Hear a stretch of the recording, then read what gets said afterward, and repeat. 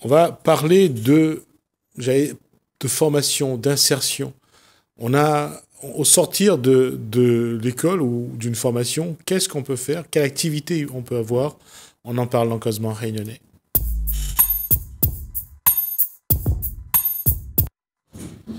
Bonsoir, Georges Harriman. Bonsoir. Votre association s'occupe d'insertion. Comment un jeune qui n'a pas de formation, qui n'a pas de diplôme, qui a un projet, comment l'accompagner pour faire aboutir son projet? Là, il sera très difficile pour lui, parce que je peux vous dire que La Réunion, il n'y a pas de politique d'insertion ici chez nous. Il n'y a pas d'insertion. Ça n'existe pas. On parle d'insertion, mais la politique d'insertion n'existe pas à La Réunion. Un jeune qui a envie de se lancer, créer son activité, il va éprouver beaucoup de difficultés, parce que déjà, quand il arrive avec son idée devant un bureau, on commence à demander des questions donc il ne peut pas justifier. Je vous donne un exemple. Un monsieur arrive, moi j'ai subi ça dans le cadre récemment, il a vu qu'il va avoir un déménagement quelque part, il va construire des sites RHI dans son quartier. Il dit, c'est comme ça, on va déplacer les gens. Je vais rappeler tout de suite que RHI, ça veut dire résorption de l'habitat insalubre. Voilà, il y aura un RHI dans son quartier. Il passe tous les gens qui sont là, qui habitent dans les cases en tôle, tout ça. Il dit, moi, on va déménager, on va plus loin de la boulangerie, on va plus loin de la boutique. J'ai une idée, je vais me prendre votre nom pour pouvoir vous faire la livraison du pain le matin, ou pain scolaire le matin pour vous goûter, parce que la boulangerie est loin. Mais déjà, ce monsieur-là, dès qu'il a fait ses démarches, sa volonté, son engagement et tout son temps perdu, dès qu'il arrive devant parce qu'il y a beaucoup de commissions, hein. Il ne faut pas des étapes pour monter un truc. Hein. Il y a commission, il faut voir un tel, il faut voir la dit, il faut voir à gauche, à droite.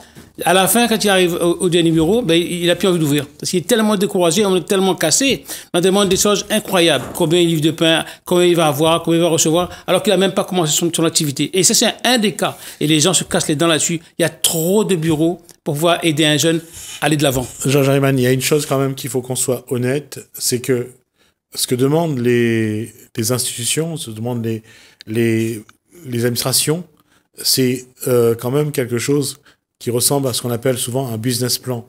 Savoir qu'est-ce que ça va générer comme charge, comme recette, et qu'est-ce qui est possible ou pas. C'est vrai ce que dit Georges Harriman. C'est-à-dire que lorsqu'on va faire des démarches administratives, lorsqu'on arrive à la moitié, on a envie de qu'une chose, c'est d'arrêter et de rentrer chez soi, tellement c'est prenant.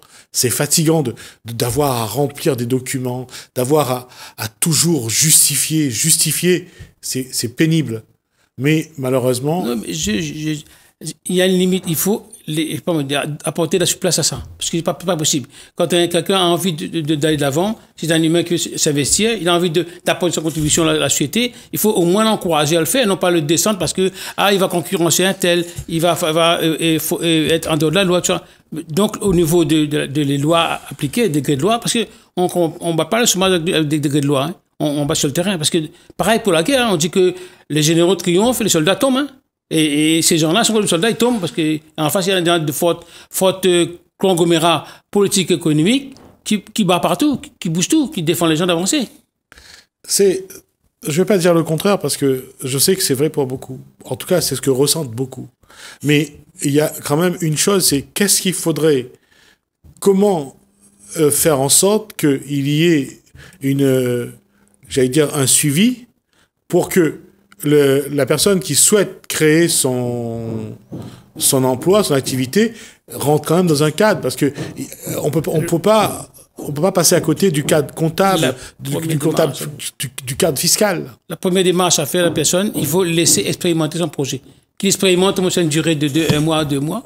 Après là, s'il est vraiment envie de faire ce travail-là, on l'accompagne. On peut pas le mettre des barrières, on doit l'accompagner progressivement. On dit voilà, tu dois te former dans telle branche. T'accompagner. Non pas, mais en avant de faire ça, monsieur, passer par son de métier, faire une formation. Passer son de commerce, faire une formation. On met en préalable ces connaissances, ces trucs. Et d'ailleurs, on a tendance à trop conditionner l'opinion publique sur le déficit des chômeurs. Déficit des gens qui sont en chômage, qui ne trouvent pas de travail, parce qu'ils sont paresseux, parce qu'ils ne cherchent pas de travail. Mais moi, j'ai envie de dire ces gens-là, être dans la peau de quelqu'un qui est comme les chômeurs comme nous, et puis ils vont voir en face d'eux qui vont trouver. Georges Harriman, même si on a raison dans ce que vous dites, le problème, c'est que il faut quand même passer. Il y a un cadre administratif, il y a un cadre comptable, il y a un cadre fiscal. La loi, c'est nous qui le votons. La loi, c'est les hommes politiques qui sont en place, les responsables politiques, les ténors, les députés, les sénateurs qui sont en place. C'est à eux de chercher une loi. C'est à eux de chercher une manière de voter pour assouplir les démarches. Mais ils ne font rien. Les chômeurs, la Réunion, ils ne s'en comptent pas. Pour eux, c'est peu important. C'est pas le problème, ça. Eux, c'est un statut, avoir une image d'être élu important, et puis de créer un empreinte sur le terrain. Si tout le monde mettait en marche, prenait des décisions, tous les parlementaires prenaient la peine de discuter entre eux, de réunir les gens dans les états généraux, fait des réunions, je suis sûr que le chômage à Réunion, il n'y aura pas eu 163 000 personnes qui ne travaillent pas, qui sont en activité. On aurait peut-être beaucoup moins et on avancerait mieux.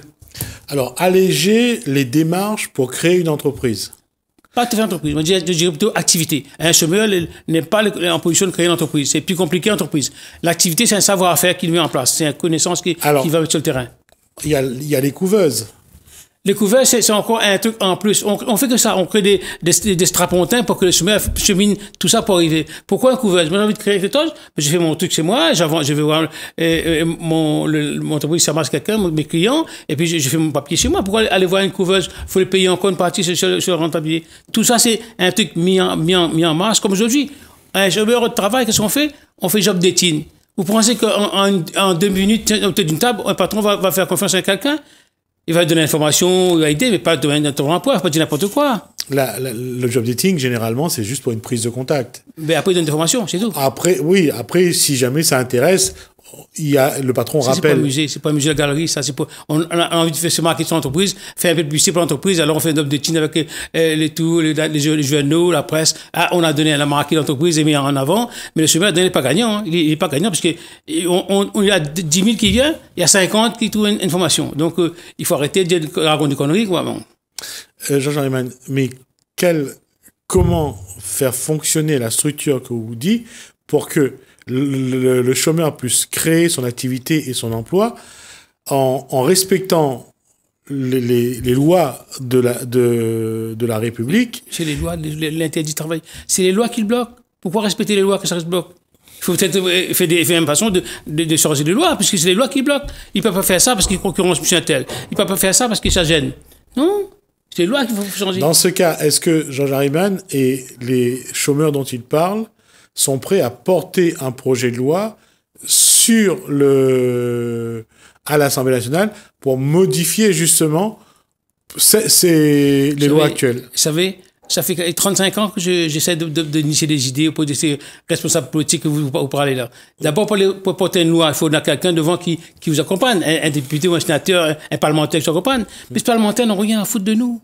Ils pensent qu'à eux, ils pensent qu'à le petit coin, leur famille, leur relation. Ils ne pensent pas aux gens de la société. Ils mènent un politique intérêt personnel. Ils ne sont pas intérêt général. Donc, peut-être que ça va évoluer parce qu'il y aura peut-être moins de magouilles à l'avenir. Je ne sais pas. Mais j'espère que d'ici là, les choses n'évolueront pas. Si aujourd'hui, il y a un événement, la Réunion a bousculé politiquement, par exemple, je peux vous dire que l'endoctrinement politique, la Réunion, est très, très, très fort. Et c'est un des problèmes majeurs de chez nous. Qui tue les gens, qui défend les gens d'avancer. C'est ça. Mais dans ce cas-là, j'essaye quand même de trouver un moyen qu'il y ait un cadre qui met pas le chômeur qui veut créer son projet hors la loi. Parce que il faudrait changer la loi. Ça va être encore un travail.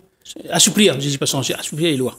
Assouplir les lois pour donner aux gens le droit à l'expérimentation sociale. Le droit à l'initiative économique. C'est ces deux choses qui ne donnent pas la Réunion. Que dit la loi sur ces éléments-là? La loi, il vous dit que si vous créez quelque chose, il faut que vous avez un statut, il faut que vous avez des finances à payer, il faut que vous vous engagez dans une démarche dictée écrite par les entreprises, hein, parce qu'il ne faut pas oublier le lobby économique pèse beaucoup la Réunion. Hein, donc, le droit à l'expérimentation sociale, la Réunion n'existe pas. Ça n'existe pas. Et si vous faites un truc, il faut à tout prix passe par. D'ailleurs, c'est le patron qui décide. Hein. Il va au Pôle emploi qui dit moi je veux bien quelqu'un mais pas dans ce branche-là hein, parce qu'il va me concurrencer là et on va aller ailleurs. Hein. C'est le patron qui dirige la Réunion, c'est pas l'État ou autre. C'est d'abord les premiers ennemis des Réunionnais, c'est d'abord ceux qui sont en pouvoir à la Réunion. C'est ceux qui sont au MEDEF, ceux qui tiennent le pouvoir économique, c'est eux qui entravent notre démarche, ceux qui entravent l'évolution, l'émancipation des Réunionnais. D'accord. Alors, j'entends ce que dit Georges Harriman, mais je reviens à ma question, Georges Harriman, c'est qu'est-ce qu'il faut faire? Qu'est-ce qu'il faut faire pour que celui qui a envie de créer son projet puisse le faire dans un cadre légal, sans se mettre hors la loi, et surtout qu'il n'y ait pas pour lui, après, des effets néfastes. En premier lieu, cesser de dévaloriser les Réunionnais. Donc, même un Réunionnais, un chômeur, c'est de dévaloriser. Il n'est pas capable, il n'est pas formé, il n'est pas qualifié. C'est un des premiers. La deuxième solution, c'est faire aux 4 régions de l'île des rencontres entre les instances publiques et ces gens-là, des débats, ou organiser des débats, des recensements, arrangez-vous la mairie ou le conseil général ou n'importe quoi, organiser un genre de rencontre et pour savoir qu'est-ce qu'ils veulent vraiment. Parce que personne ne sait ce que veut le chômeur. On dit qu'il veut travailler, c'est quelqu'un. Est-ce qu'ils sont des ses patrons? Il a quitté le patron pour le licencier. Est-ce qu'il a vraiment envie d'aller chez le patron? Parfois, on parle des gens qu'on ne connaît pas. On parle des situations des gens que l'on ne connaît pas. Donc, un chômeur, au bout d'un moment, il veut travailler. Peut-être qu'il veut faire autre chose. Peut-être qu'il veut aller voyager ou ailleurs. Il a envie d'avoir un projet qui l'accompagne, qui aller ailleurs. Non, tout de suite, la Réunion, on a associé le chômeur égale l'entreprise. C'est là l'erreur aussi. C'est une erreur. Moi, c'est une grave erreur. Donc, et puis, pour moi, la notion d'entreprise est trop fort pour un chômeur. On parle de la notion d'activité. Il a un savoir-faire. Un homme est né toujours quelque chose à faire. Alors, si on pense à un cadre associatif.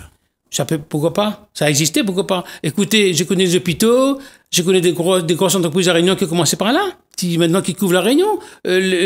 Par exemple, dans le domaine agricole, ça a commencé comment? Avec des 3 planteurs qui s'est mis ensemble, ils ont créé des trucs de mastodontes à la Réunion. Ils contrôlent toute la Réunion maintenant. Ils ont 4 ou 5 planteurs qui sont mis ensemble. Maintenant, à ce 101, maintenant, ils ont tout le contrôle de l'agriculture à la Réunion. Mais il y a trop d'égalité à la Réunion. Je viens là, ce matin, j'ai parlé avec quelqu'un, il me dit, comment se fait-il qu'un directeur d'Air France, par exemple, il touche 50 000 euros, et la Réunion, le directeur de la locale, touche 96 000 euros? Mais il y a un problème, la Réunion. Nous sommes riches.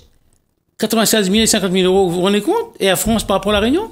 Il y a un problème grave. Donc pourquoi ça ne nous dit pas ça? Et c'est ça, je dis que les responsables économiques et politiques sont tous complices. Ils abondent ça. Ils payent, ils côtoient, et ils contribuent à ça, ces gens, cette évolution-là. Cette réalité-là, je ne vais pas affirmer ou infirmer. Mais la seule chose que je vais dire, c'est que pourquoi je dis ça, Jean-Germain? C'est parce que est-ce que le chômeur peut essayer, lui, sans la politique ou sans l'économie, de créer son activité, de créer son projet? Il peut à condition qu'on ne met pas les hommes qui ont le pouvoir, qui ont le moyen d'agir, ne met pas de barrière devant lui. Et un chômeur a la volonté. Tous ceux que je côtoie ont envie de travailler, ont envie d'aller de l'avant. Ils vont même à la mairie tous les jours plaider pour un petit contrat, pour nettoyer tous les restants, tous les trucs que je jette, et c'est eux qui ramassent en tant qu'employé, tout ça, ils ramassent les saloperies. Donc, ils ont envie de travailler. Ils dégagent, il y a une envie dedans. Et ça, on ne sent pas ça. Les jeunes, on ne sent pas. Eux, bon, un petit contrat, 6 mois, ça suffit. Donc, ils vont s'amuser, ils sont calmés. On achète la paix sociale, mais on ne se rend pas compte, en faisant ça, on piétine la dignité des Réunionnais. On les rend dépendants, on les rend vulnérables. Et ils ne peuvent pas avancer, ils ne peuvent pas s'émanciper par cause de ça. Et ça, si ce n'est pas mis en cause, on n'a aucune solution. Aucune solution. Parce que si les unes ne sentent pas la mentalité de voir les choses, de ne pas confondre l'adversité et l'ennemi dans un individu, ça n'avance pas. Alors, depuis que Oula a pris la parole, ou essaye de défendre les chômeurs, comment on l'a vu évoluer la situation? J'ai rien vu évoluer, au contraire, ça s'est aggravé. Ça s'est aggravé au fil du temps. Je vous dis que quand j'ai commencé à militer pour les chômeurs, il y avait 25 000. Aujourd'hui, on est 163 000. Comment se fait-il que les gens font des projets, des bonnes choses, des grandes réunions, changements, développement local, pas si. On fait du développement local. On invite des congrès, des gens d'extérieur qui viennent ici. Il y a un touriste. On invite des gens d'ailleurs qui font des colloques sur la moustique ou sur la mouche, des comme ça. Mais jamais on dépense de l'argent pour réunir les communautés pour débattre. Ça coûte des millions. L'hôtel, le repas, ça coûte des sommes énormes qu'on dilapide.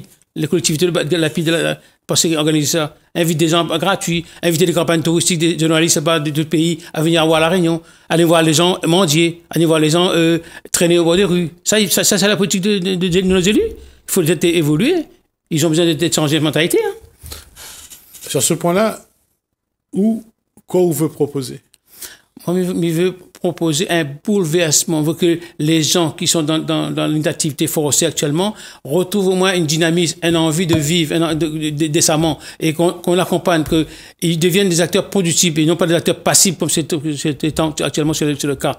Donc, pour ça, j'ai le projet, j'ai monté des projets. Depuis 35 ans, je peux rester bras croisés, j'ai fait des projets, j'ai accompagné des projets, mais aucun projet ne peut aboutir parce que, étant donné, d'ailleurs, vous voyez mon physique, je ne suis pas homme à porter un projet, moi. J'ai pas la carrure à porter un projet. Il faut avoir une bonne cravate, une bonne élocution et un costume pour pouvoir être écouté ou bien reçu par monsieur le préfet ou monsieur le directeur ou monsieur le président de la région. Entre autres, j'ai un petit mot là. J'ai dit à Mme Bello qui vient d'être élu, il ne faudrait pas que le conseil régional se transforme en bunker comme c'était le cas avant. Parce que pour franchir le conseil régional, pour aller voir quelqu'un, il faut passer 4 entrées, 4 portes pour franchir. Du portail au bureau. Donc, il faudrait que Mme Bello écoute là-dessus, parce qu'un quotidien local comme mairie ou conseil général n'est pas un bunker. C'est une maison du peuple. Il faut juste un petit mot au passage pour qu'elle change un peu l'évolution. D'accord. Alors, aujourd'hui, comme médiateur, ce que vous voulez proposer, quoi on peut initier comme projet pour que les chômeurs n'aient un peu plus de soutien? Quoi il faudrait dire? Quoi il faudrait faire? Peut-être que les chômeurs, ils pourraient peut-être se rassembler. Quoi il faudrait faire pour qu'il y ait dans l'autre regard, un vrai début d'accompagnement des chômeurs? Oui, il faut savoir qu'un chômeur, il ne reste pas tous les jours à son cas assis, croise le bras, de son doigt. Sa préoccupation première n'est pas de travail, c'est comment nourrir sa famille. Comment avoir ce qu'il veut, s'il veut. De matin, avoir un pantalon ou bien un truc comme ça. Il bouge. Et il est difficile de pouvoir mobiliser quelqu'un qui est comme ça. Sa préoccupation, c'est pas tout de suite heureux de travail, c'est comment vivre, comment gagner son manger et comment subvenir à sa famille. Deuxièmement, le chemin ne peut pas avancer parce qu'en face, on a mis des casiers, des parkings pour l'orienter. On passe par la Pôle emploi, formation, ou la DIE, on passe par des cases comme ça, formation.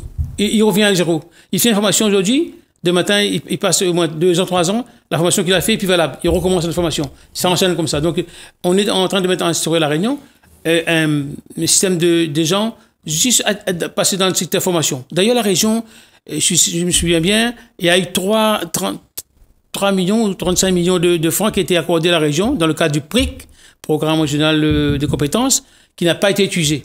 Donc, on parle de chômeurs, on parle bien pour former les gens. Cet argent n'a pas été utilisé jusqu'à 2021. Là. Il n'y a que 100 millions qu'on a utilisé. Et je signale au passage que pendant 11 ans, la région a exclu les gens bénéficiaires du RSA de la formation. Exclu. J'ai les preuves, ils n'ont pas voulu que le RSA puisse avoir de l'argent de formation. Et ça, je peux l'apporter, je peux le dire. J'espère que Mme Bello va remédier à ça. D'accord. Il nous reste 3 minutes, Georges Haribon.